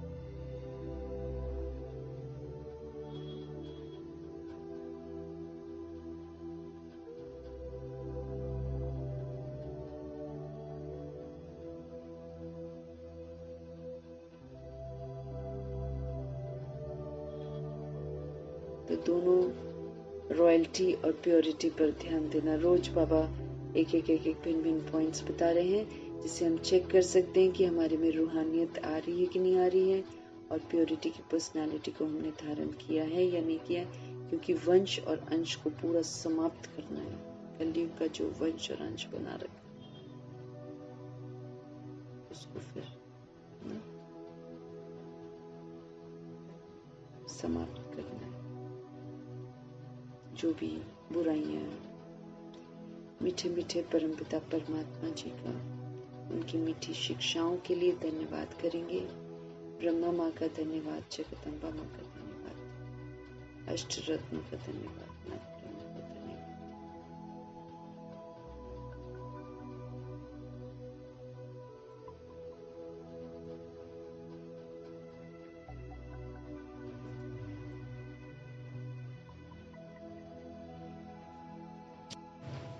उनकी शिक्षाओं को अमल में लाकर प्रैक्टिकल में रूहानी रॉयल्टी और प्योरिटी की पर्सनालिटी का सबूत देने वाले ब्रह्मा माँ का धन्यवाद करेंगे, जगदम्बा माँ का धन्यवाद, अष्टरत्नों का धन्यवाद, नवग्रहों का धन्यवाद, एडवांस पार्टी की सारी सोल्स का धन्यवाद, बची हुई जितनी भी सोल्स हैं उनका भी धन्यवाद।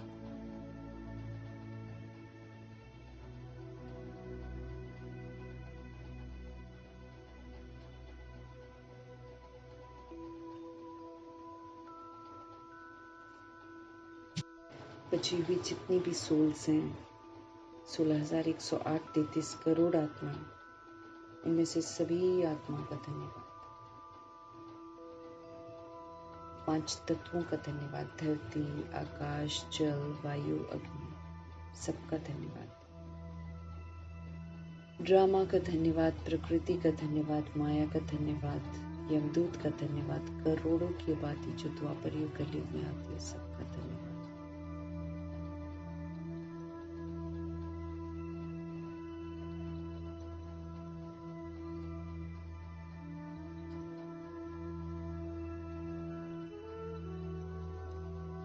साधनों का धन्यवाद, साधन बनाने वालों का धन्यवाद, साथ में रहने वाली सोल्स का धन्यवाद, सहयोगी आत्मा का धन्यवाद, अविनाशी खजानों का धन्यवाद।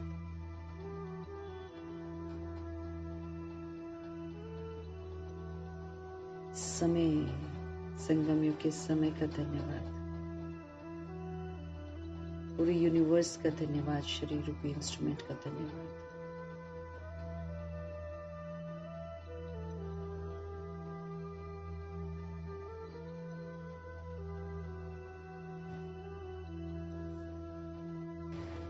आप सभी सोल्स का भी धन्यवाद। और ये जो सृष्टि की मेहमान नवाजी का जो इतना ऋण है हम पर, एहसान फरामोशी का जो ऋण है हम पर,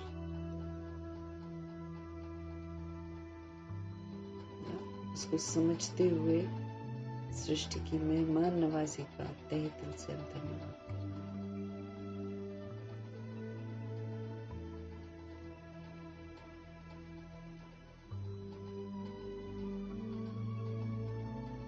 पूरा सृष्टि की मेहमान नवाजी अब तक जो भी करती आ रही है, इससे पहले भी जो करी है, वो सारी सृष्टि की मेहमान नवाजी का हम सब तहे दिल से धन्यवाद करेंगे, अपनी तरफ से भी करेंगे और विश्व की जितनी भी आत्माएं हैं, उन तमाम आत्माओं की तरफ से भी हम सब धन्यवाद करेंगे, क्योंकि उनको नहीं मालूम है ना, हमको तो मालूम है और हमारी वजह से वो लोग विस्मृत हैं। इसलिए करोड़ों की आबादी जो सृष्टि की मेहमान नवाजी ले रही है, उन तमाम आत्माओं की तरफ से